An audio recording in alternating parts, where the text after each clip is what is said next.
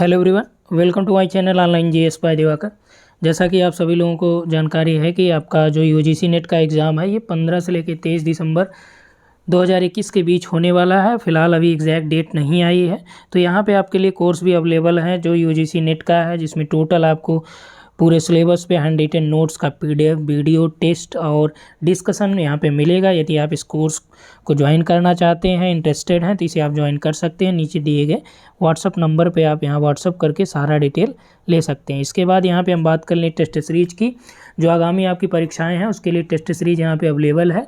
यहाँ first paper और geography दोनों के कंप्लीट सिलेबस पे जो आपके सिलेबस में टॉपिक टू टॉपिक दिया गया सभी पे आपको पीडीएफ नोट्स, वीडियो और टेस्ट यहाँ पे अवेलेबल हैं। इसे आप ज्वाइन कर सकते हैं। और टेस्ट की मैं बात करूँ, यदि आप कंबाइंड टेस्ट ज्वाइन करना चाहते हैं, इस टेस्ट का जो फीचर है इसमें देख लीजिए, इसमें 10 टेस्ट आपको कंबाइंड मिलेंगे और सभी जो यूनिट हैं जैसे ज्योग्राफिकल टेक्निक्स पे आपको यहाँ पे मिल जाएगा, यानी प्रैक्टिकल ज्योग्राफी पे परिवहन भूगोल हो गया, नियोजन पे यानी कि रीजनल प्लानिंग का, एग्रीकल्चर ज्योग्राफी का, इकोनॉमिक ज्योग्राफी का, political cultural and social geography पे यहाँ पे आपको सभी यूनिट से 100 प्रश्नों के अलग अलग यहाँ पे टेस्ट मिल जाएंगे, जिसका डिस्कशन भी आपको मिल जाएगा। प्लस जो है प्रीवियस ईयर टेस्ट यहाँ पे आपको फ्री में अवेलेबल कराए गए जो सभी यूनिट से कराए जाएंगे।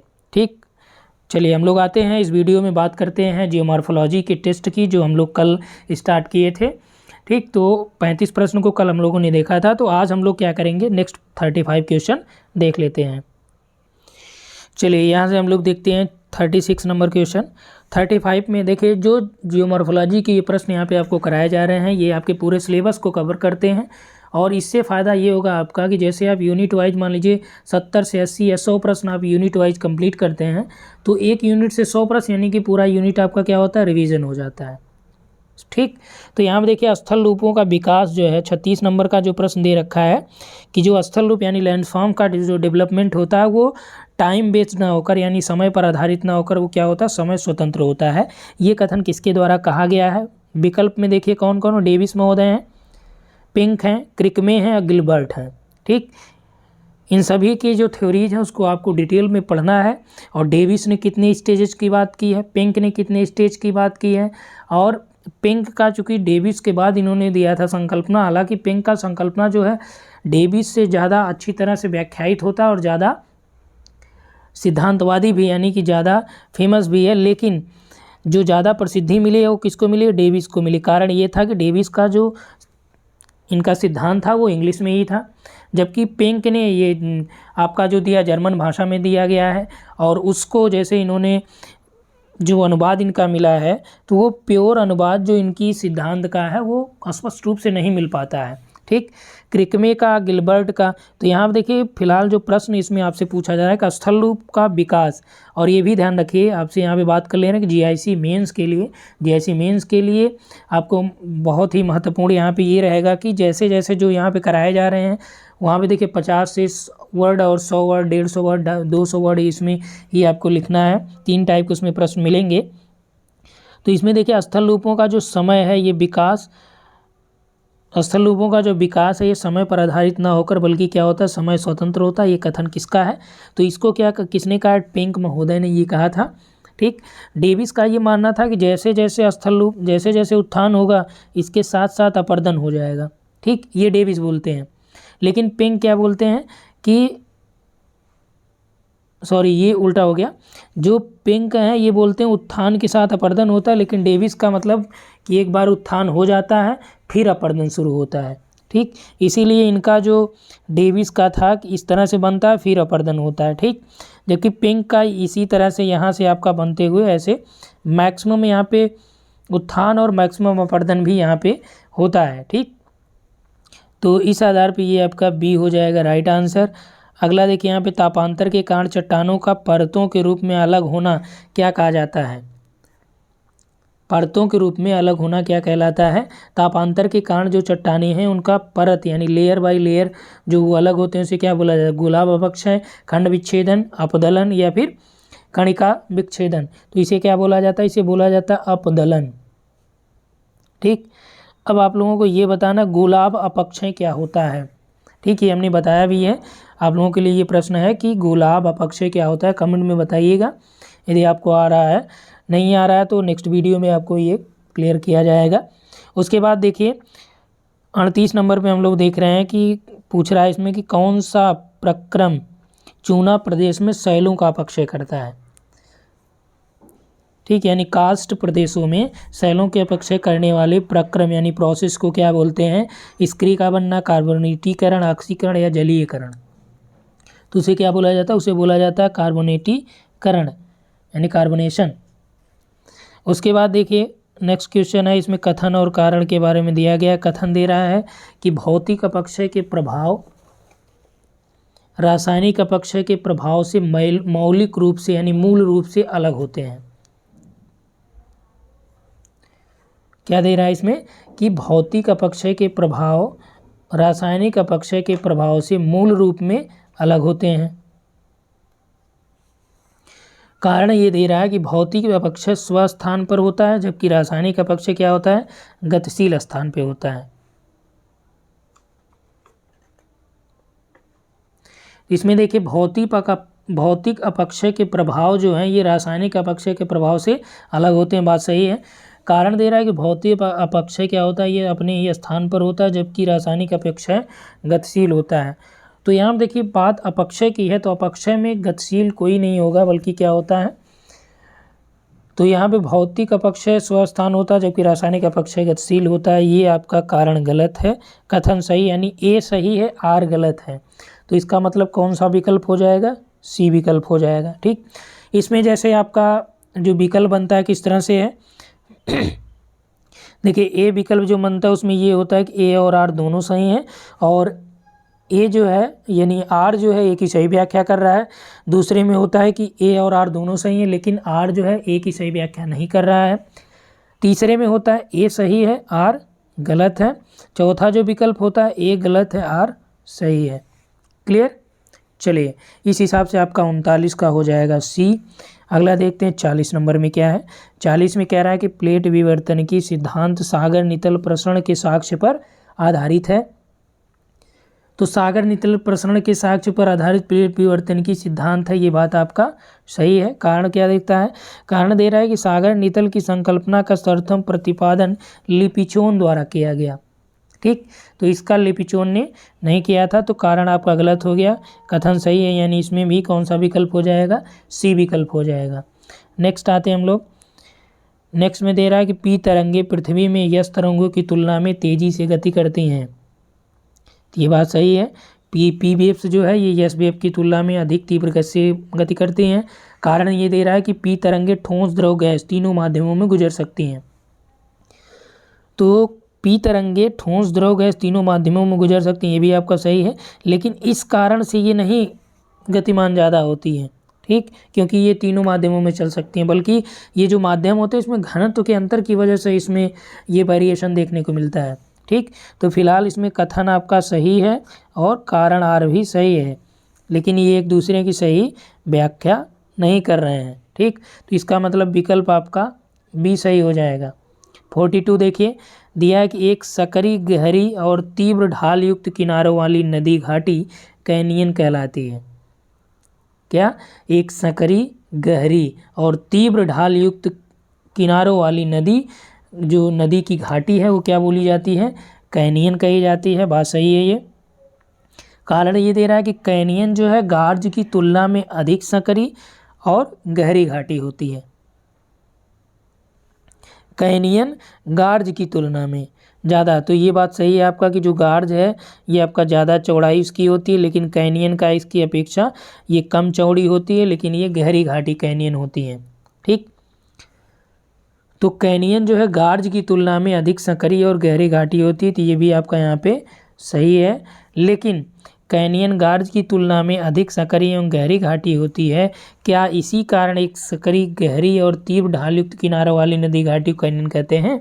ऐसा नहीं है। तो कारण से इसको जब आप वेरीफाई करेंगे तो ये आपका यहाँ पे वेरीफाई नहीं हो रहा है, इसलिए ये कारण जो है इसकी व्याख्या नहीं कर रहा है। तो कारण आपका लेकिन सही दोनों हैं, ए भी सही है, आर भी सही है। ठीक, यानी दोनों एक दूसरे की व्याख्या नहीं कर रहे हैं, लेकिन दोनों कथन सही हैं, यानी विकल्प भी आपका यहाँ पे सही होगा। आगे आइए इसमें दे रहा है, कथन दिया है 43 नंबर में कि फियोर्ड हिमनदी अपरदन द्वारा उत्पन्न एक प्रकार की स्थलाकृतियाँ होती हैं।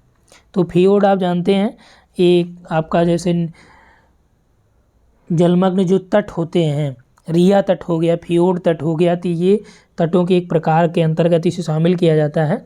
इसमें कह रहा है फियोर्ड जो है ये हिमनद अपरदन के द्वारा उत्पन्न स्थलाकृति होती है। तो ये बात सही है कि हिम नदियों के अपरदन जब होते हैं उसके बाद जो है जब ये तट जो है कट फट जाता है, फिर इसमें जल जमाव हो जाता है या मान लीजिए बर्फ़ भर गया, तो ये फियोर्ड तट होता है। जो कनाडा के तट हैं उसको फियोर्ड के अंतर्गत शामिल किए जाते हैं। कनाडा हो गया, नॉर्वे हो गया यहाँ के, ठीक। तो ये आपका अपरदन द्वारा उत्पन्न स्थलाकृतियाँ हैं, ये बात सही है। कारण देखिए क्या बता रहा है, कारण ये कह रहा है कि तटीय पर्वतों में अवरोही नदियाँ समुद्र तटीय पर्वतों से, जो तटीय पर्वत होते हैं इनके और इनमें जो अवरोही हिम नदियाँ होती हैं ये समुद्र तक पहुंच सकती हैं, लेकिन समुद्र तल पर अपने अपरदन भी ये जारी रखती हैं। यानी कि जो तटीय पर्वतों से अवरोही हिम नदियाँ निकलती हैं ये समुद्र में जा सकती हैं और समुद्र तल पर भी ये अपने अपरदन को क्या करती हैं, जारी रखती हैं। तो ये भी बात आपका सही है, लेकिन ये व्याख्या एक दूसरे की नहीं कर रहा है, ठीक। तो इसलिए इसमें भी आपका कौन सा ऑप्शन हो जाएगा, विकल्प बी सही हो जाएगा, ठीक। तो यहाँ पे देखिए ये आपका विकल्प भी लिखा गया है इसीलिए। नेक्स्ट हम लोग आते हैं 44 पे। इसमें आपको सुमेलित करना है और ये महत्वपूर्ण सिद्धांत है जो आपसे कई परीक्षाओं में पूछे भी गए हैं। देखिए द्विचक्रीय सिद्धांत है, भौम जल स्तर सिद्धांत है, स्थैतिक जल क्षेत्र सिद्धांत है, आक्रमण सिद्धांत है या अवघर्षण सिद्धांत है, जो कंदरा निर्माण संबंधी सिद्धांत, ये सब दिए गए हैं इसमें, ठीक। ये जो सिद्धांत हैं कभी कभी आपसे पूछ देता है ये सिद्धांत किससे संबंधित है, तो ये आपका कंदरा निर्माण से संबंधित सिद्धांत हैं सब। और इसमें दूसरी तरफ दिया है कि किसने कौन सा सिद्धांत दिया है। इसमें विकल्प आपका द्विचक्रीय जो सिद्धांत है ये किसका है, डेविस का है। भौम जल स्तर सिद्धांत स्विंटर्न का है। स्थैतिक जल क्षेत्र सिद्धांत गार्डनर का है। और आक्रमण या अपघर्षण सिद्धांत जो है ये मालोट का है। यानी इस आधार पे 1, 2 और 3, 4 सभी सुमेलित है, यानी विकल्प ये सही है। अगला प्रश्न देखिए, भूसन्नति संकल्पना का सिद्धांत रूप में प्रतिपादन किसने किया है, हाल, डाना, हाग या हाल और डाना, यानी ए और बी दोनों। तो यह किसने किया है, भूसन्नति संकल्पना का सिद्धांत रूप में प्रतिपादन। तो सिद्धांत रूप में प्रतिपादन जो है हॉग ने किया है, ठीक। अगला प्रश्न देखिए, 5 प्राचीन दृढ़ भूखंड मेसोजोइक कल्प में हैं। हॉग ने कहा था कि 5 प्राचीन दृढ़ भूखंड जो मेसोजोइक कल्प के हैं इसमें से कौन सा है, समझ रहे हैं। इसमें जो आपका दे रखा है कि हॉग ने ये कहा था कि 5 प्राचीन दृढ़ भूखंड हैं जो मेसोजोइक कल्प के हैं। इसमें विकल्प में जो दे रखा है इसमें उनमें कौन से हैं जो उन 5 प्राचीन दृढ़ भूखंडों के अंतर्गत आते हैं, ठीक। हॉग के अनुसार है ये। तो अफ्रीका, ब्राज़ील, सीनो साइबेरियन या उत्तरी अटलांटिक, तो इसमें से कौन से उन 5 प्राचीन दृढ़ भूखंडों में शामिल होंगे। तो इसमें कौन सा हो जाएगा, इसमें देखिए अफ्रीका, ब्राज़ील भी है, सीनो साइबेरिया भी है, उत्तरी अटलांटिक भी है। ये तीनों उन 5 में भी शामिल हैं, यानी 1, 2 और 3 यहाँ पे सही उत्तर हो जाएगा। अगला प्रश्न देखिए, भूसन्नति से संबंधित संकल्पना कौन सी। अभी देखिए हमने आपसे बताया कि कभी कभी दे देता है, जैसे कंदरा निर्माण से आपसे अभी पूछा गया ऊपर। अब आपसे पूछा जा रहा है कि जो जियोसिंक्लाइन है यानी कि भूसन्नति है उससे संबंधित कौन सी संकल्पना है। क्या उससे संबंधित संकल्पना में हाग और डाना की संकल्पना है, तो हाँ है, हाग और डाना की संकल्पना है। इवांस ने भी संकल्पना दिया है, राइट है ये। सुसर्ट की संकल्पना भी भूसन्नति से संबंधित है। आर्थर होम्स ने भी भूसन्नति संकल्पना से संबंधित तथ्यों को दिया था। तो इसमें यानी 1, 2 और 3, 4 सभी सही हैं, ठीक। अगला प्रश्न देखिए, कोबर ने अपने भूसन्नति सिद्धांत में किन शब्दों का उपयोग किया। चलिए ये बहुत ही महत्वपूर्ण है और ये हर बार, चाहे आप असिस्टेंट प्रोफेसर का दीजिए, चाहे आप यूजीसी नेट का एग्ज़ाम दीजिए, कहीं न कहीं जो भी आपका भूगोल से संबंधित परीक्षाएं हैं वहाँ पे निश्चित तौर पर इन 5 शब्दों में से एक शब्द आपको देखने को मिल जाएगा, ठीक। और पूछता है कि ये शब्द किस सिद्धांत से हैं या इसका मतलब क्या होता है या किसने दिया है, ठीक। तो कोबर ने अपने जो भूसन्नति सिद्धांत दिया है उसमें इन 5 शब्दों का उपयोग किया है, और इसमें वो पूछ रहा है कि कौन से शब्द का उपयोग उसने किया है, किसका नहीं किया है, क्या कैसे, सारी चीज़ें आपको यहाँ पे देखना है। ओरोगन, रेंडकैटन, स्वाचिनबर्ग, क्रेटोजन और आग्र प्रदेश, इन सभी शब्दों का उपयोग कोबर ने अपने भूसन्नति सिद्धांत में किया है। जैसे क्रेटोजन है जो चारों ओर का क्षेत्र होता है दृढ़ भूखंड के, उसे क्रेटोजन कहते हैं। ठीक, तो अब यहाँ पे आपको इन सभी के बारे में पढ़ना है, और यदि आप जानते हैं तो कमेंट में निश्चित तौर पे आप बताइए। रेंडकेटन क्या होता है, आग्रदेश क्या होता है, स्वासिनबर्ग क्या होता है, ओरोगन क्या होते हैं, राइट। तो इसमें सभी विकल्प आपके यानी कि सभी जो दिया गया 1 2 3 4 5 सब सही है। अगला आइए देखते हैं 48। तो 48 में दे रखा है कौन सा सुमेलित नहीं है। देनाली पर्वत है, व्हाइट क्लाउड पर्वत है, सतरंगी पर्वत है, रेड पर्वत। ये देखिए कई परीक्षाओं में आपसे मैच कराने के लिए देता है, बहुत नए नए पर्वतों के नाम हैं। ठीक, देनाली पर्वत है, व्हाइट क्लाउड पर्वत है। तो इसमें देखिए व्हाइट क्लाउड पर्वत कहाँ पे है, यूएसए का आइडाहो राज्य में है, तो ये बात सही है आपका। सतरंगी अर्जेंटीना में है, ये भी सही है। रेड पर्वत चीन में है, ये भी सही है। तो कौन सा इसमें नहीं सही है, तो ये आपका देनाली पर्वत जो है ये दक्षिण अफ्रीका में नहीं है।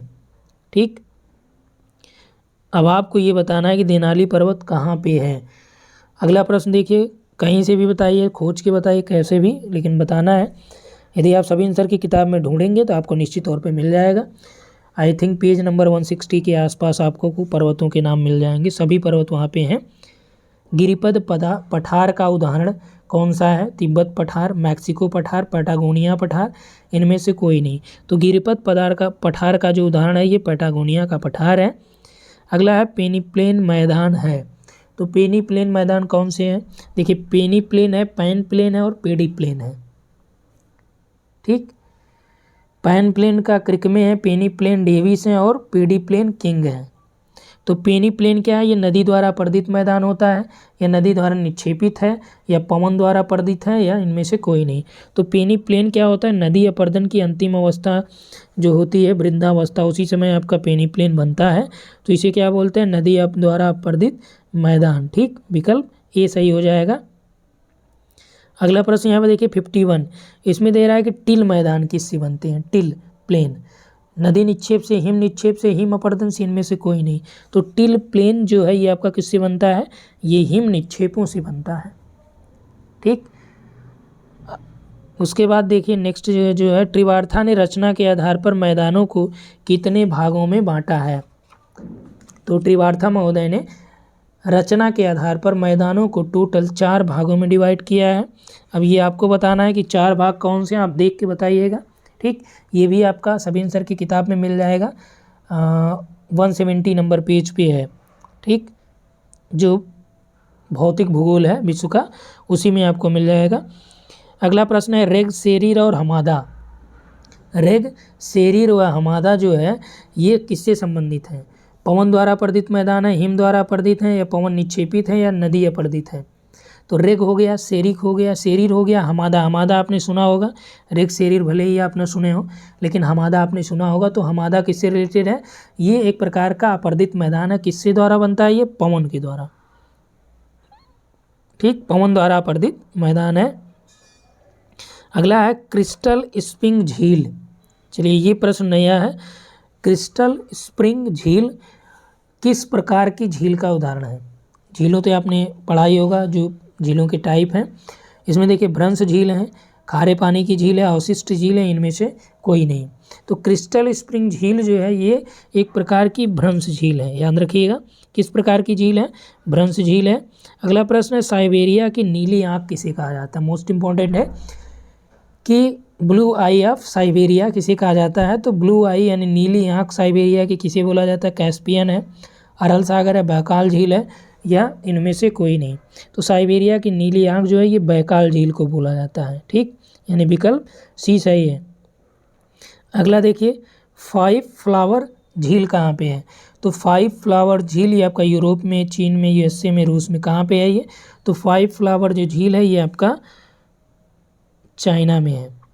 ठीक, चट्टानों में ताप के कारण बड़े बड़े टुकड़ों में टूटना।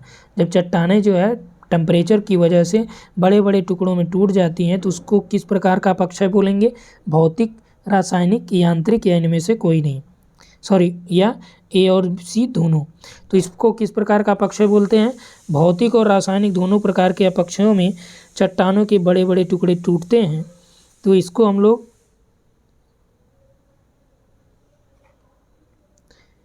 भौतिक और रासायनिक दोनों के अंतर्गत शामिल कर सकते हैं, यानी विकल्प डी आप यहाँ पे सही मान सकते हैं। हालांकि यांत्रिक अपक्षय में भी चट्टानों के टुकड़े होते हैं।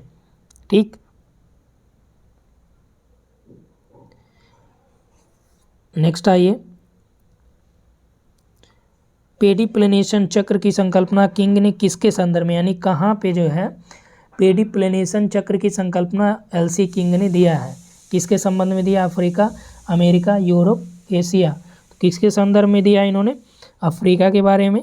सरिता अपहरण अपर्दन चक्र की किस अवस्था में होता है? मोस्ट इंपॉर्टेंट है, कई बार पूछा भी गया है कि सरिता जो अपहरण होता है ये अपर्दन चक्र की किस अवस्था में होता है? युवावस्था, प्रौढ़ावस्था, वृद्धावस्था। तो याद रखिएगा, सरिता अपहरण जो है ये अपर्दन चक्र की युवावस्था में होता है।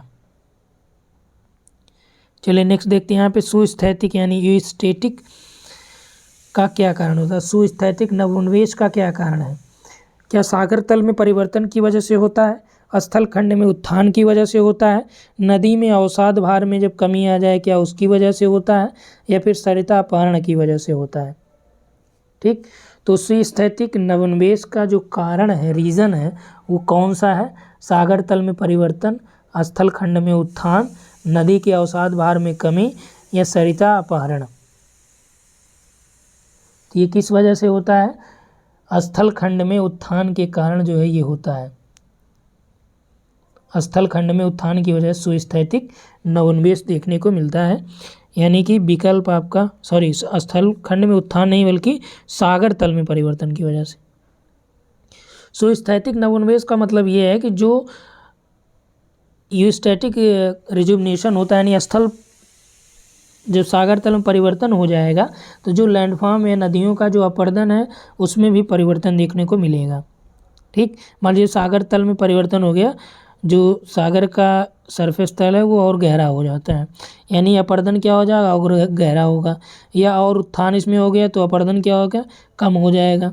ठीक, तो ये सब कुछ किस पे डिपेंड होता है? सागर तल में, सागर तल के ऊपर आधारित होता है, यानी सागर तल में यदि परिवर्तन होगा तो सुस्थैतिक नवोन्वेष देखने को मिलेगा, यानी विकल्प आपका बी सही है।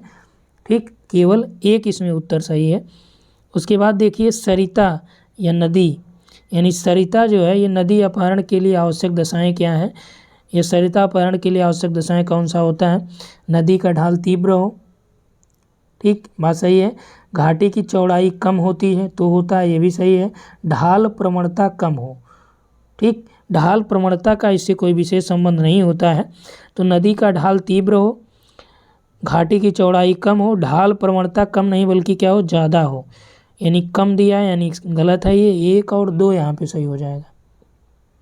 ठीक, अगला देखिए, 5 रंगों वाली अनोखी सरिता कहाँ पाई जाती है?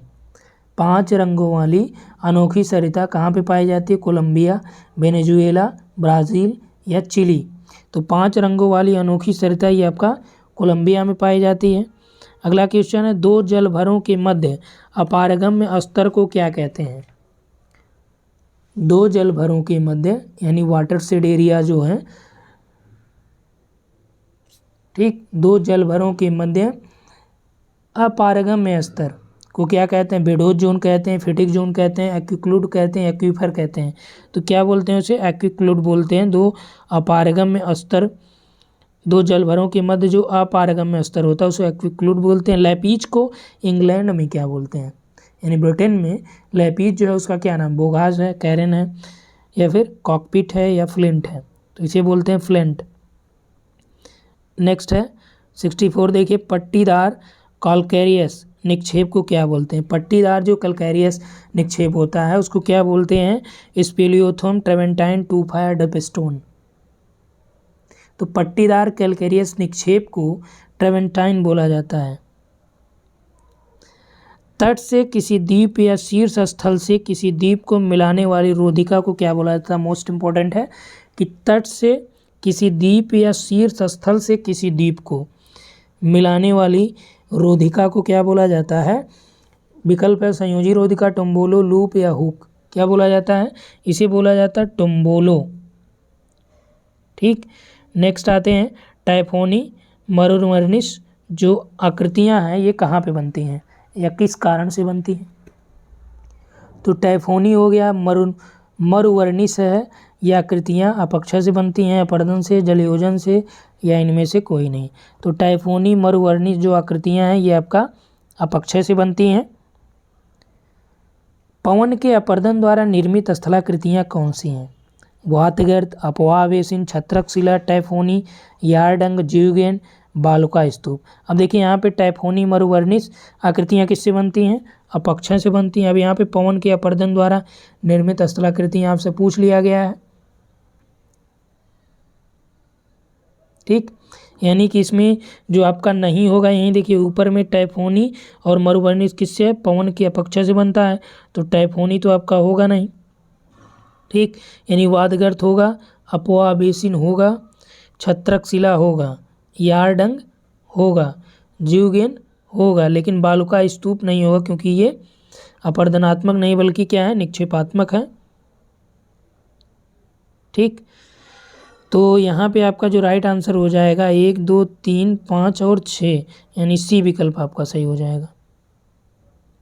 अगला देखिए, प्लेया को यानी प्लाया जो है उसको अरब रेगिस्तान में क्या बोला जाता है?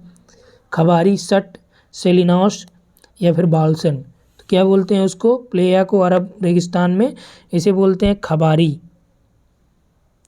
ठीक, अगला प्रश्न देखिए, पेडिमेंट के निर्माण से संबंधित जो सिद्धांत हैं, कौन कौन से सिद्धांत पेडिमेंट के निर्माण से संबंधित? लासन का, चादरी बाढ़ का जिसे मैगी ने दिया, पारसी कपर्दन का, मिस्र सिद्धांत, कौन सा इसमें पेडिमेंट से रिलेटेड है? तो इसमें पेडिमेंट से जो रिलेटेड सिद्धांत हैं ये सभी हैं।